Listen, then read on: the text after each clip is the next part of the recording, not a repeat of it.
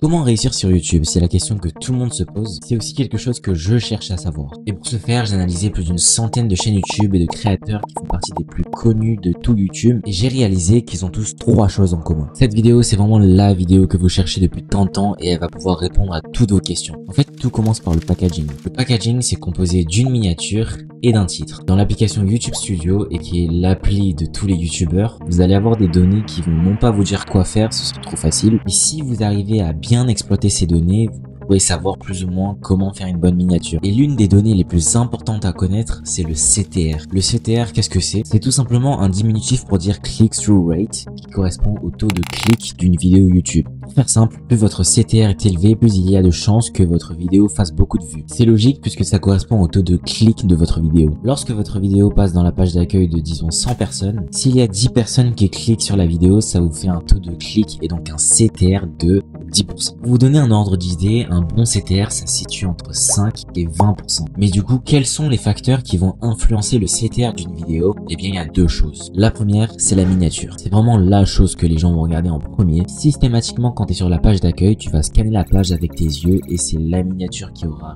réussi à capter ton attention et aura une chance de se faire cliquer dessus. Pour faire une bonne miniature, il y a quelques tips à connaître. Tout d'abord, un truc très simple mais que peu de gens savent, c'est qu'une miniature, ça se regarde de manière générale de gauche à droite, comme si c'était un livre en fait. Deuxièmement, c'est plus intéressant d'avoir une personne sur la miniature, et plus précisément un visage en grand avec une expression faciale qui transmet une émotion qui est évidemment en lien avec la vidéo. Troisièmement, c'est mieux de ne pas avoir plus de 3 éléments, mais en même temps de laisser aucun endroit vide, donc faire en sorte d'agrandir tous les éléments pour combler tous les endroits. Mais évidemment, pour que tu sois convaincu de cliquer, il y a un autre facteur qui est aussi hyper important, mis à part la miniature, c'est tout simplement le titre. Pour le coup, c'est quasiment aussi important que la miniature. C'est extrêmement rare qu'on clique sur une vidéo rien qu'en ayant vu la miniature. Le titre joue un rôle décisif pour savoir si c'est un sujet qui nous intéresse, si ça va nous donner envie d'en savoir plus et par conséquent cliquer et regarder la vidéo. Donc pour faire simple, la miniature et le titre sont tous les deux des éléments indispensables qui ont un impact direct sur le CTR. La miniature est logiquement plus importante que le titre puisque c'est la première chose que les gens vont regarder. Il y a donc un risque qu'ils ne prennent même pas le temps de lire ton titre si la miniature ne les intéresse pas. Ils vont directement regarder une autre miniature du coup. Mais c'est pas pour autant que le titre n'est pas important. Comme je vous l'ai dit, il joue un rôle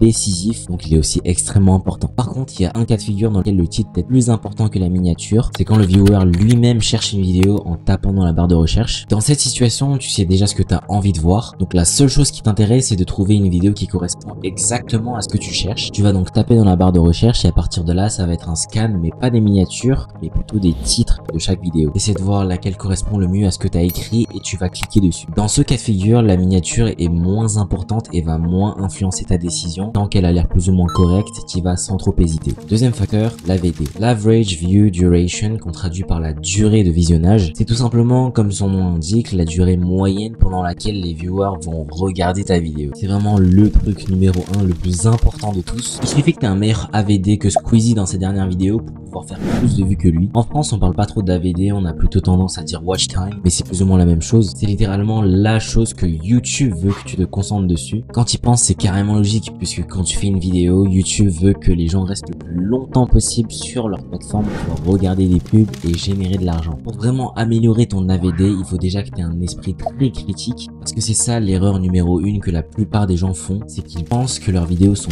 meilleures qu'elles le sont vraiment. Et ça tue ton watch time. Genre tu penses que ta vidéo est bien du début jusqu'à la fin, mais c'est justement ça qui pose problème. C'est qu'on regarde souvent nos vidéos avec un avis biaisé parce que c'est toutes nos idées, donc on trouve ça trop cool. Toutes nos idées qu'on essaie de matérialiser en vidéo, mais tout est toujours plus cool dans notre tête. Et déjà rien que dans notre tête, on n'a pas tout le temps les meilleures idées, juste on idéalise ça. Et entre ce qui se passe dans ta tête et ce que tu arrives à reproduire ensuite dans la vraie vie à travers le tournage, le footage que tu utilises et le montage que tu arrives à en faire, il y a toujours une très grande différence. C'est donc pour cette raison que l'AVD et donc le watch time, ça restera pour toujours un truc que les créateurs essaieront de masteriser. Et pour compléter l'AVD, il y a quelque chose qui vient en complément qui s'appelle l'AVP. Bon, j'arrête de vous saouler avec des termes anglais, ça veut tout simplement dire le taux de rétention. Ce taux de rétention rétention, concrètement, ça correspond à quoi? C'est le pourcentage de durée de la vidéo que les viewers regardent. Par exemple, si le taux de rétention de cette vidéo est de 50%, ça voudrait dire qu'en moyenne, les viewers n'ont regardé que 50% de la vidéo. Rétention signifie retenir. Retenir les gens au maximum pour qu'ils restent, les retenir le plus longtemps possible devant ta vidéo, le but ultime de tous les youtubeurs. Troisième facteur, le storytelling. Le storytelling, c'est l'art de raconter des histoires, l'art de s'exprimer de manière accrochante, magnétique, addictive, tout ce que vous voulez pour le décrire. Mais c'est un des aspects, si ce n'est l'aspect le plus fondamental quand tu fais des vidéos, une des techniques les plus importantes à maîtriser. Les plus gros experts de YouTube et même les scénaristes, les romanciers, les écrivains, les directeurs de films utilisent tous une seule et même technique pour raconter leurs histoires. Il s'agit du Hero's Journey.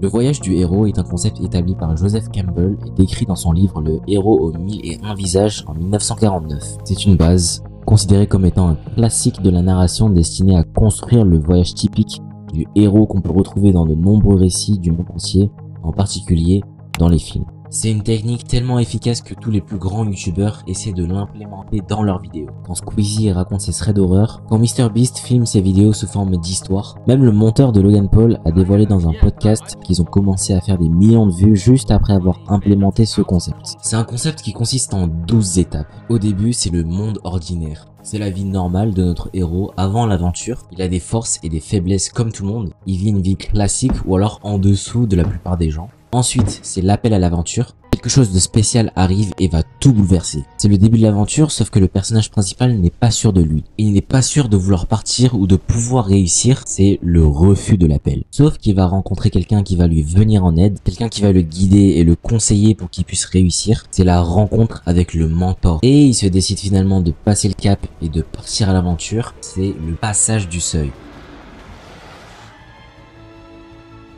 Pendant son voyage, le héros va rencontrer des amis qui vont l'aider et des ennemis qu'il va devoir combattre. C'est les tests, les alliés et les ennemis. Ensuite, c'est l'approche de la caverne. Avant le grand combat final, le héros et ses amis vont préparer un plan. Ils s'assurent d'avoir tout ce dont ils ont besoin pour réussir et ils y vont. Enfin, le héros va affronter son plus grand défi. C'est un moment très difficile où il pourrait presque tout perdre, mais il continue à se battre pour surmonter l'épreuve suprême. Mais le héros utilise tout ce qu'il a appris pour gagner le dernier combat. C'est le moment pour lui de montrer qu'il a vraiment changé et qu'il est vraiment devenu plus fort. C'est la résurrection. Et en dernier, le retour avec l'élixir. Le héros rentre chez lui avec une nouvelle sagesse et ou un trésor. Ce qu'il a appris ou gagné va aider beaucoup de gens dans son monde ordinaire. Et voilà, maintenant vous avez toutes les clés en main pour réussir sur YouTube. N'hésitez pas à regarder ma vidéo sur tous les secrets pour faire une bonne miniature. Et si elle n'est pas encore sortie, abonnez-vous pour ne pas la rater. Elle va sûrement sortir très prochainement.